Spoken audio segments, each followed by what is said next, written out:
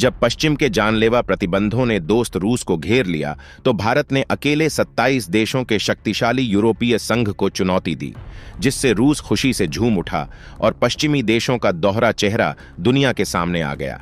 भारत ने ट्रंप की धमकियों और नाटो की दादागिरी के सामने सीना ठोक कर ऐलान किया कि भारत अपनी ऊर्जा जरूरतों के लिए तेल वहीं से खरीदेगा जहां से उसे सबसे सस्ता मिलेगा। इस दृढ़ता के बदले में रूस से भारत को न केवल सस्ती ऊर्जा मिली बल्कि अत्याधुनिक मिसाइल तकनीक भी हासिल हुई, जिसने पश्चिमी प्रतिबंधों की धार को कुंद कर दिया। एक तरफ 27 यूरोपीय देशों का एकजुट गठबंधन था और दूसरी तरफ विश्व मानचित्र पर अकेला पड़ता रूस, जिसे पश्चिमी शक्तियों ने एक ऐसे वित्तीय घेरे में जकड़ लिया था जिसका एकमात्र लक्ष्य उसकी अर्थव्यवस्था को ध्वस्त करना और राष्ट्रपति पुतिन को घुटने टेकने पर मजबूर करना था। जब रूस के खिलाफ प्रतिबंधों का 18वां और सबसे कठोर दौर लागू किया गया तो दुनिया लगभग मान चुकी थी कि पुतिन की शक्ति का अंत निश्चित है, लेकिन इस पूरी बिसात में वे एक महत्वपूर्ण खिलाड़ी को आंकने में भूल कर गए, और वह था भारत।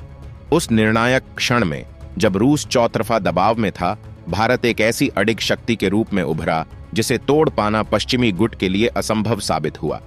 भारत ने न केवल इन प्रतिबंधों को सिरे से नकारा बल्कि पश्चिमी देशों के दोहरे मापदंडों को भी वैश्विक मंच पर उजागर कर दिया। यह कथा केवल रूस से रियायती तेल खरीदने तक सीमित नहीं है, यह एक नए आत्मविश्वास से परिपूर्ण भारत के उदय की कहानी है जो अब वैश्विक मामलों में अपनी शर्तों पर संवाद करता है। यह उस महान कूटनीतिक शतरंज की कहानी है जिसमें भारत ने यह सिद्ध कर दिया कि वह अब केवल एक मूक दर्शक नहीं बल्कि खेल का रुख मोड़ने वाला एक प्रमुख खिलाड़ी है। तो आखिर यूरोपीय संघ ने ऐसा क्या किया जिसने रूस को एक अभूतपूर्व संकट में धकेल दिया? 27 देशों के इस शक्तिशाली गुट ने रूस के विरुद्ध अपने प्रतिबंधों की 18वीं श्रृंखला जारी की, जो कोई सामान्य घोषणा नहीं थी बल्कि रूस की आर्थिक जीवन रेखा को काटने की एक सावधानीपूर्वक नियोजित रणनीति थी। इसका मुख्य निशाना रूस का ऊर्जा निर्यात था, जो उसकी आय का सबसे बड़ा स्रोत है, और इसी के बल पर वह यूक्रेन के साथ चल रहे संघर्ष में अपनी स्थिति बनाए हुए है। इस पैकेज का सबसे घातक पहलू था रूसी कच्चे तेल पर एक नया गतिशील मूल्य सीमा लागू करना, जिसका अर्थ था कि रूस को अपना तेल वैश्विक बाजार मूल्य से 15% की अनिवार्य छूट पर बेचना होगा, जिससे उसके मुनाफे में भारी गिरावट आएगी। इसके अतिरिक्त यूरोपीय संघ ने रूस के ऊर्जा अवसंरचना, उसके पुराने तेल टैंकरों के विशाल बेड़े और यहां तक कि उसकी सैन्य खुफिया एजेंसी के शीर्ष अधिकारियों पर भी कड़े प्रतिबंध लगाए। इस रणनीति में भारत को भी उलझाने का एक प्रयास किया गया जब उन्होंने भारत स्थित रूस की प्रमुख कंपनी रोसनेफ्ट के स्वामित्व वाली वनार रिफाइनरी को भी अपनी प्रतिबंध सूची में शामिल कर लिया। यह एक बहुआयामी हमला था जिसका उद्देश्य रूस को आर्थिक रूप से अपंग बनाना और उसे अंतर्राष्ट्रीय स्तर पर पूरी तरह से अलग थलग कर देना था। पश्चिम को पूरा विश्वास था कि इस 18वें प्रहार के बाद पुतिन के पास आत्मसमर्पण के अतिरिक्त कोई विकल्प नहीं बचेगा। हालांकि उनके सभी समीकरण उस समय धरे के धरे रह गए जब इस महाखेल में भारत ने अपनी चाल चली। उस समय जब अधिकांश देश मौन थे, भारत अपने मित्र रूस के पक्ष में एक अभेद्य दीवार की तरह खड़ा हो गया। भारत ने यूरोपीय संघ के इस कदम की न केवल तीखी निंदा की बल्कि इसे स्पष्ट पाखंड और दोहरे मापदंड की संज्ञा दी। विदेश मंत्रालय के प्रवक्ता रणधीर जायसवाल ने एक ऐसा बयान जारी किया जिसने पश्चिमी देशों के तर्कों की हवा निकाल दी। उन्होंने स्पष्ट रूप से कहा, भारत किसी भी प्रकार के एकतरफा प्रतिबंधों को मान्यता नहीं देता है। ऊर्जा व्यापार के क्षेत्र में दोहरे मानक स्वीकार्य नहीं है। हमारी सर्वोच्च और एकमात्र प्राथमिकता हमारे 1 अरब 4 करोड़ नागरिकों के लिए ऊर्जा सुरक्षा सुनिश्चित करना है। यह केवल एक कूटनीतिक बयान नहीं था, यह उन पश्चिमी देशों के लिए एक आईना था जो अक्सर नैतिकता की आड़ में अपने हितों को साधते हैं। भारत ने उन्हें याद दिलाया कि एक तरफ वे भारत जैसे देशों पर रूस से दूरी बनाने का दबाव डालते हैं और दूसरी तरफ वे स्वयं रूस से ऊर्जा खरीदना जारी रखते हैं। भारत ने दुनिया के सामने यह तथ्य उजागर किया कि स्पेन और बेल्जियम जैसे यूरोपीय देश स्वयं रूसी तरलीकृत प्राकृतिक गैस के सबसे बड़े आयातों में से हैं। जब आप स्वयं रूस के साथ व्यापार कर रहे हैं तो आपको भारत को उपदेश देने का कोई नैतिक अधिकार नहीं है। भारत के इस रुख ने उन पश्चिमी देशों की नीतियों पर सीधा सवाल खड़ा कर दिया है जो अपनी सुविधा अनुसार अंतर्राष्ट्रीय नियमों की व्याख्या करते हैं। भारत ने यह स्पष्ट कर दिया कि वह राष्ट्र नहीं है जो किसी बाहरी दबाव के आगे अपने राष्ट्रीय हितों से समझौता कर ले। भारत ने विश्व को एक मजबूत संदेश दिया है कि हमारी विदेश नीति का संचालन केवल हमारे राष्ट्रीय हितों के आधार पर होगा, किसी अन्य की धमकियों या दबाव से नहीं। अब यह प्रश्न उठता है कि आखिर अमेरिका और यूरोपीय संघ को भारत का रूस से तेल आयात करना इतना क्यों अखर रहा है? उनकी इस पीड़ा का वास्तविक कारण क्या है?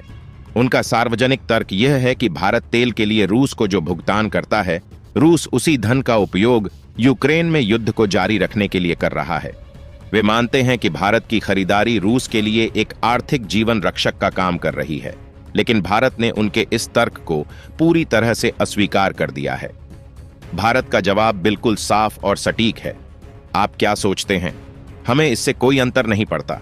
हमारे लिए जो बात मायने रखती है वह यह है कि हमारे नागरिकों को सस्ती और निर्बाध ऊर्जा आपूर्ति सुनिश्चित हो, और यह हमें जहां से भी उपलब्ध होगी हम वहीं से लेंगे। और भारत ने केवल कहा ही नहीं बल्कि इसे करके भी दिखाया है। 2022 में संघर्ष शुरू होने से पहले रूस से भारत का तेल आयात लगभग नगण्य था, लेकिन आज यह आंकड़ा प्रतिदिन 10 लाख बैरल को भी पार कर गया है। भारत रूस से भारी छूट पर तेल खरीद रहा है, जिससे न केवल भारत को अपनी विशाल ऊर्जा आवश्यकताओं को पूरा करने में मदद मिली है, बल्कि मुद्रास्फीति को नियंत्रित रखने में भी महत्वपूर्ण सफलता मिली है। यह भारत का एक ऐसा रणनीतिक दांव है जहां उसने एक वैश्विक संकट को अपने राष्ट्रीय हित साधने के एक अभूतपूर्व अवसर में परिवर्तित कर दिया है। यह दर्शाता है कि भारत अब ऊर्जा के इस वैश्विक महासंग्राम में किसी का अनुयायी नहीं, बल्कि एक स्वतंत्र और शक्तिशाली निर्णय लेने वाला है। यह संघर्ष केवल तेल और प्रतिबंधों तक ही सीमित नहीं है। पर्दे के पीछे एक और कहीं अधिक गहरा और रणनीतिक युद्ध लड़ा जा रहा है। यह युद्ध है अमेरिकी डॉलर के वैश्विक प्रभुत्व को चुनौती देने का। दशकों से वैश्विक व्यापार का एक बड़ा हिस्सा अमेरिकी डॉलर में होता आया है, जो अमेरिका को एक अद्वितीय शक्ति प्रदान करता है। वह किसी भी देश पर प्रतिबंध लगाकर उसे वैश्विक वित्तीय प्रणाली से बाहर करने की क्षमता रखता है। भारत और रूस मिलकर इसी शक्ति की नींव को चुनौती दे रहे हैं। दोनों राष्ट्रों ने अपने द्विपक्षीय व्यापार के लिए एक वैकल्पिक तंत्र विकसित किया है, रुपया रूबल व्यवस्था। इसका सीधा सा अर्थ है कि अब भारत रूस को तेल के भुगतान के लिए डॉलर पर निर्भर रहने के बजाय अपनी राष्ट्रीय मुद्रा यानी रुपये में भुगतान कर सकता है, और इसी तरह रूस भी भारत से आयात के लिए रूबल का उपयोग कर सकता है। यह एक क्रांतिकारी कदम है। यह पश्चिमी बैंकिंग प्रणाली को दरकिनार करने का एक प्रभावी माध्यम है। इससे न केवल भारत की निर्भरता घटती है, बल्कि यह अमेरिकी प्रतिबंधों के प्रभाव को भी काफी हद तक कम कर देता है। यह एक मूक वित्तीय क्रांति है जो डॉलर के एकाधिकार शासन के लिए एक गंभीर चुनौती प्रस्तुत कर रही है। यह कदम भारत को न केवल ऊर्जा के क्षेत्र में बल्कि आर्थिक रूप से भी अधिक स्वायत्त बनाने की दिशा में एक महत्वपूर्ण मील का पत्थर है। यह दर्शाता है कि भारत की दृष्टि केवल तात्कालिक लाभ पर नहीं, बल्कि दीर्घकालिक रणनीतिक स्वतंत्रता प्राप्त करने पर केंद्रित है। आज का भारत किसी एक शक्ति गुट से बंधकर अपनी पहचान बनाने वाला देश नहीं है। यह अपनी विदेश नीति का संचालन एक बहुदृष्टिकोण से कर रहा है, जिसने दुनिया के सबसे अनुभवी कूटनीतिक विश्लेषकों को भी अचंभित कर दिया है। भारत की इस अनूठी कला को देखिए। एक ओर वह रूस के सबसे विश्वसनीय सहयोगी के रूप में उसके साथ खड़ा है, तो दूसरी ओर वह अमेरिका के साथ अपने अब तक के सबसे बड़े रक्षा समझौतों को अंतिम रूप दे रहा है। एक ओर वह रूस से एस-400 मिसाइल रक्षा प्रणाली और सस्ता तेल प्राप्त करता है, तो दूसरी ओर वह फ्रांस से राफेल लड़ाकू विमान और अमेरिका से प्रीडेटर ड्रोन भी खरीदता है। भारत का यह दृढ़ रुख केवल रूस के साथ मित्रता निभाने तक ही सीमित नहीं है। यह चीन और पाकिस्तान जैसे पड़ोसियों के लिए भी एक बहुत बड़ा और स्पष्ट संकेत है। जब भारत अपने सबसे पुराने और समय परीक्षित मित्र रूस के लिए अमेरिका और यूरोप के 32 देशों के दबाव के समक्ष नहीं झुका, तो यह कल्पना करना भी व्यर्थ है कि वह चीन या पाकिस्तान के किसी भी दबाव के आगे झुकेगा। यह भारत की रणनीतिक स्वायत्तता का ऐसा प्रदर्शन है जो उसके विरोधियों के मन में एक स्पष्ट संदेश भेजने के लिए पर्याप्त है। इसे गुटनिरपेक्षता 2.0 या एक नए और अधिक मुखर संस्करण का नाम दिया जा सकता है, लेकिन अब भारत केवल तटस्थ नहीं है, बल्कि वह एक अग्रणी शक्ति की भूमिका में है। एक ऐसी शक्ति जो किसी संघर्ष में सीधे शामिल हुए बिना अपनी कूटनीतिक और आर्थिक क्षमता से शक्ति के वैश्विक संतुलन को प्रभावित और निर्देशित करती है। तो भारत के इस आत्मविश्वास से भरे और स्वाभिमानी रुख के बारे में जानकर आपको कैसा महसूस हुआ? क्या यह एक भारतीय के रूप में आपको गौरवान्वित नहीं करता?